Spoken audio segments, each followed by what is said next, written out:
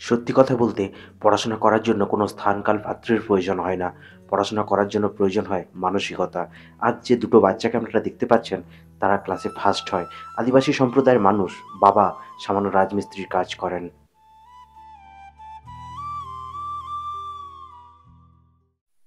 Friends, আমি চলে এসেছি ওই বাকরাবাদের কাছে। জায়গাটার নাম কি দিদি এখানে? আচ্ছা, তো এখানে তো মানে বেশিরভাগ আদিবাসী সম্প্রদায়ের মানুষই রয়েছেন নাকি? আপনার নাম কি দিদি?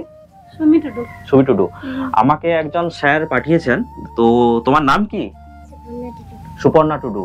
তো এর নাম একজন আমাকে স্যার পাঠিয়েছিলেন যে বাচ্চাটা স্কুলে পড়ে, পড়াশোনাও করে ভালো, তো এর জন্য একজন পোশাক স্যার পাঠিয়েছেন।